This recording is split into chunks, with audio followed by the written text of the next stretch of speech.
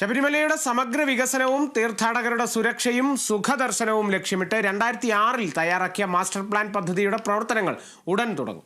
കാനനക്ഷേത്രമായ ശബരിമലയുടെ പരിമിതികൾ ഉൾക്കൊണ്ടുള്ള സമഗ്ര വികസനം ലക്ഷ്യമാക്കി ഡൽഹി ആസ്ഥാനമായുള്ള ഇൻഫ്രാസ്ട്രക്ചർ ലീസ് ആൻഡ് ഫിനാൻസ് എന്ന സ്ഥാപനമാണ് 2050 വരെയുള്ള പദ്ധതി തയ്യാറാക്കിയത്.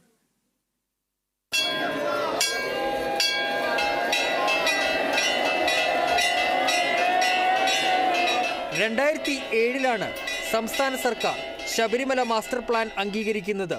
2011-12 സാമ്പത്തിക വർഷം മുതൽ സർക്കാർ ബഡ്ജറ്റ് വിഹിതം വകയിരുത്തി തുടങ്ങി. ഇതുവരെ 335 കോടി രൂപ അനുവദിച്ചിട്ടുണ്ട്. ഇതിൽ പ്രാഥമിക പ്രവർത്തനങ്ങൾക്കായി 142.5 കോടി രൂപ ചെലവഴിച്ചു. ഈ വർഷവും ശബരിമല മാസ്റ്റർ പ്ലാനിനായി സംസ്ഥാന സർക്കാർ 30 കോടി രൂപ അനുവദിച്ചിരുന്നു.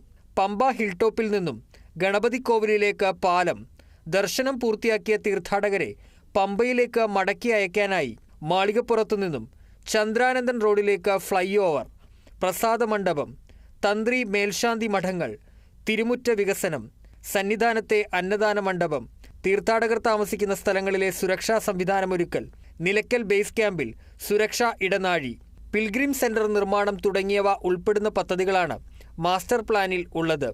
വനം, ദേവസ്വം ബോർഡ് വകുപ്പുകൾ തമ്മിൽ വർഷങ്ങളായി നീണ്ടുനിൽക്കുന്ന തർക്കങ്ങൾ മന്ത്രിസഭാ നിർദ്ദേശത്തെ തുടർന്ന് നടത്തിയ മന്ത്രിതല ചർച്ചയിൽ പരിഹരിച്ചു. തുടർന്ന് മാസ്റ്റർ പ്ലാൻ നടത്തിപ്പിനായി ഇരുവകുപ്പുകളും സംയുക്തമായി ഹൈക്കോടതിയെ സമീപിച്ചതോടെയാണ് പദ്ധതിക്ക് പുതുജീവൻ വയ്ക്കുന്നത്. പമ്പ ഹിൽ ടോപ്പ് ഗണപതി കോവിൽ പാലം നിർമ്മാണത്തിനായി കേന്ദ്ര വനം പരിസ്ഥിതി മന്ത്രാലയത്തിന്റെ അനുമതി കൂടി ആവശ്യമുണ്ട്. ഇതിനായി സംസ്ഥാന സർക്കാർ നേരിട്ട് കേന്ദ്ര മന്ത്രാലയത്തെ സമീപിക്കുവാനും തീരുമാനമെടുത്തിട്ടുണ്ട്. Kerala vision news, Sannidhanam.